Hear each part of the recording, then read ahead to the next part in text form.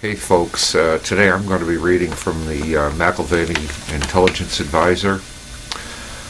This one's called The Revolution Shifts into High Gear.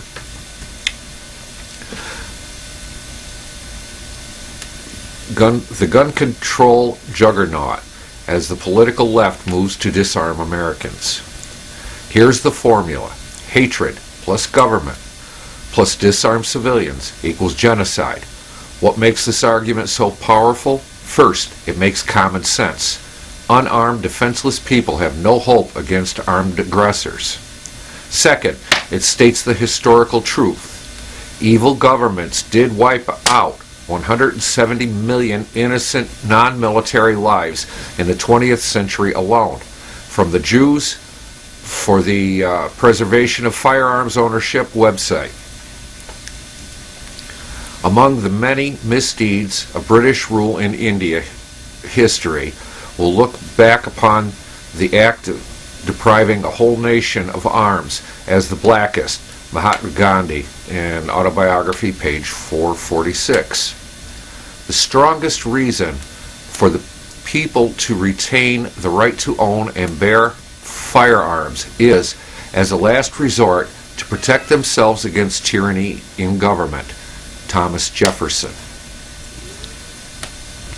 Introduction. Every dictatorship in modern history, think the colonists in Soviet Russia, the Nazis in Germany, Mao Zedong in China, and every other dictatorship, communist or otherwise, has moved early on to disarm its people before it can completely control and subjugate them. An armed population can fight back and resist tyranny, preventing the dictatorship from ever completely consolidating its power over them. This is why America's founding fathers insisted via the Second Amendment and many other writings that Americans should always have the freedom to own firearms and bear firearms. This was not just about hunting or protection of one's person, property, or family from criminals, though they definitely recognized the importance of such self-defense. No, the Founding Fathers were aware that someday tyrants might arise in America who would attempt to destroy the U.S. Constitution, usurp Americans' freedoms, and establish a dictatorship. They were strong advocates that such tyranny by enemies of Americans' freedom, external or internal, should be revisited by a well-armed citizenry. The communists, socialists, and globalists, both abroad and in America, even those within our own government, have long understood that America could not be subjected to a total police state dictatorship or merged into the New World Order global government as long as 70, 80, or 90 million Americans personally own an estimated 300 to 400 million firearms, i.e. rifles, pistols, shotguns. Indeed, the Japanese military made the decision early on in World War II not to invade the very unprepared and otherwise vulnerable United States because the American people were then, as they are now, the best armed civilian population in the world, or in world history. However, over the past 40 years, the political left in America, including their wholly owned mainline media and host of liberal useful idiots, as Lenin used to call them, have waged a relentless war to first register all firearms in America, as Hitler did before the total Nazi gun confiscation of the 1930s, and then outlaw all firearms in the hands of the public, as has now happened in socialist England, Australia, and most of Europe. A noteworthy exception is Switzerland, where every household is armed. By law, the crime rate with firearms is the lowest in Europe, indeed in the entire world. This was a key reason that Hitler never invaded Switzerland. His generals told him it would cost him 500,000 troop casualties. It is no secret to readers of this newsletter and to thinking patriotic, now a dirty word, Americans, that the political left in America has been strategizing for decades how to register and then seize Americans' firearms in spite of very strong public sentiment in favor of the Second Amendment in firearms ownership. The National Rifle Association, Gun Owners of America, Jews for the Preservation of Firearms, and dozens of other pro-gun groups have been a powerful lobby representing 70 to 90 million American gun owners, which has frightened liberal anti-gun legislators and even liberal establishment presidents from pushing too far with gun control until now. The Sandy Hook Newtown School Massacre. You never want a serious crisis to go to waste. Rahm Emanuel, President Obama's former chief of staff and present mayor of Chicago. A trial run in mass psychological manipulation. In 1995, Bill Clinton was down badly in the polls in the wake of the 1994 GOP congressional landslide and was widely expected to lose the 1996 presidential election. Hillary started making speeches about the dangerous right-wing conspiracy in America, and the media began a drumbeat about the dangers of violent right-wing extremism. Then, on April 19, 1995, on a Friday morning, a massive bomb, the Sandy Hook Newtown School Massacre. You never want a serious crisis to go to waste. Rahm Emanuel, President Obama's former chief of staff and present mayor of Chicago. A trial run in mass psychological manipulation. In 1995, Bill Clinton was down badly in the polls in the wake of the 1994 GOP congressional landslide and was widely expected to lose the 1996 presidential election. Hillary started making speeches about the dangerous right-wing conspiracy in America, and the media began a drumbeat about the dangers of violent right-wing extremism. Then, on April 19, 1995, on a Friday morning, a massive bomb, or bombs, went off that destroyed much of the Murrah Federal Building in Oklahoma City, killing 168 persons. The government knew in advance about the bombing, since it warned the staffs of the FBI and BATF offices in that building not to come to work that Friday morning, nor to bring their children to the downstairs daycare facility. The bombing was blamed on two right-wing extremists, Timothy McVeigh and Terry Nichols. Though John Doe, believed to be an Iraqi, was believed to be implicated as well. The day after the bombing, General Ben Parton,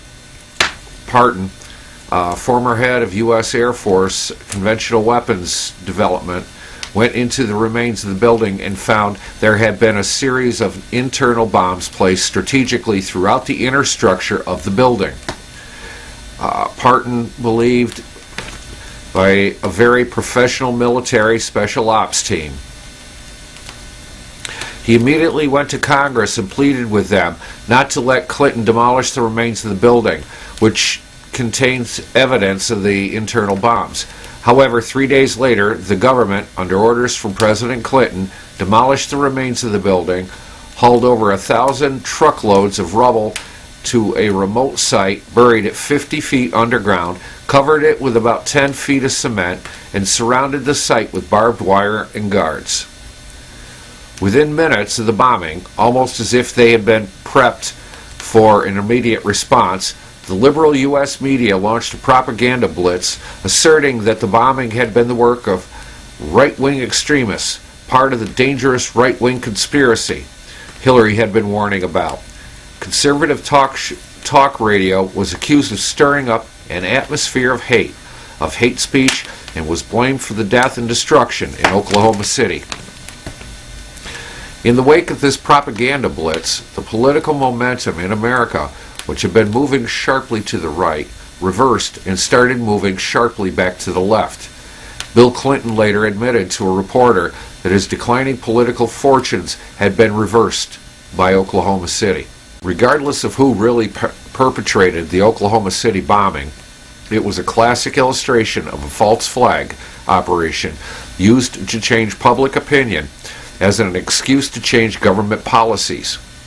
9/11 was used by the political left and globalists in the same way the Patriot Act, massive people control legislation written 2 years before Bill Clinton left office, was kept on the shelf until the right crisis emerged, and in the very emotional aftermath of the World Trade Center destruction was slam dunked through Congress less than a week after 9/11.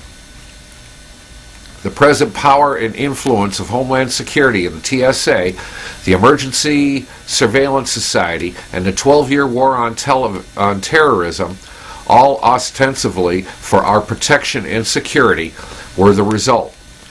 Hitler did much the same thing when the Nazis burned the Reichstag, which was the German Parliament building, blamed it on the opposition, and moved Germany literally overnight into a Nazi police state dictatorship.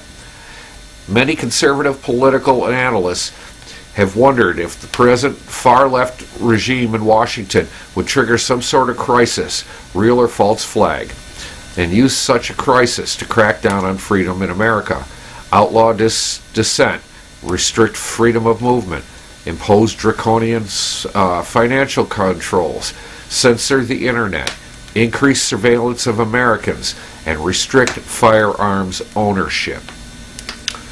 The Sandy Hook Massacre, the gun control feeding frenzy. The political left in America, i.e., the Marxists, socialists, liberals, and globalists, has long understood that it could not impose hardcore Soviet or Nazi-style socialism or people control on the American people as long as they remained the best armed citizenry in the world. They have to be disarmed, but that is more easily said than done. American gun owners are fiercely possessive of their firearms and understand their importance in personal protection against criminals and tyrants, foreign or domestic.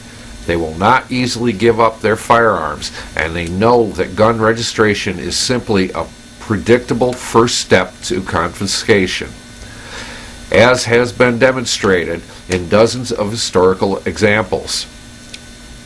The political left needed a crisis, real or manufactured, that would trigger an emotional response from the people, like 9/11 or the Oklahoma City bombing of 1995.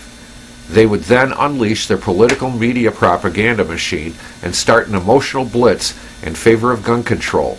Over the past year or two, there have been a series of somewhat strange massacres across the U.S. Most of them, including Sandy Hook and Aurora, were perpetrated by very unstable young men who were on mind-altering psychiatric drugs such as Prozac or other antidepressants. There has been some evidence that at least a few of these young men were programmed via mind control, like John Hinckley, who shot President Reagan. There has also been heavy occultic involvement by some of the shooters, i.e. Adam Lanza, the Sandy Hook shooter, was a Satanist who worshipped the devil and had an internet page dedicated to Satan. And strangely, early reports, now completely censored, indicated that there were 3 shooters, not just one, at Sandy Hook.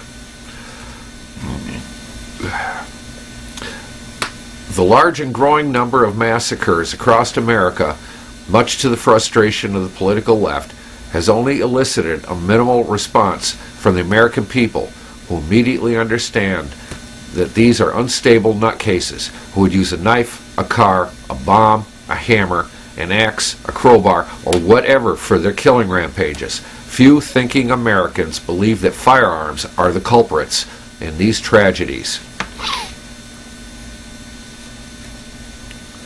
Indeed, if one wants to come up with a major group to blame for this violence, it is Hollywood, television, and video games, which portray wall-to-wall bloody violence, non-stop shootings and mayhem, which young people are continually saturated with.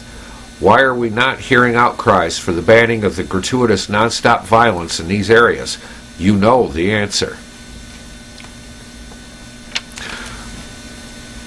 Let me insert here, and I'm going to cut this section of this off at this. We're going to start with the ideal crisis for the political left.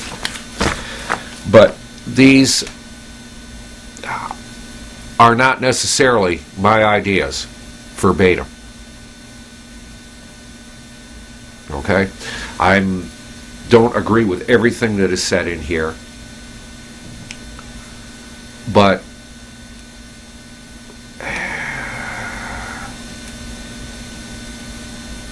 this is worth listening to. It was well worth reading. Take from it what you can.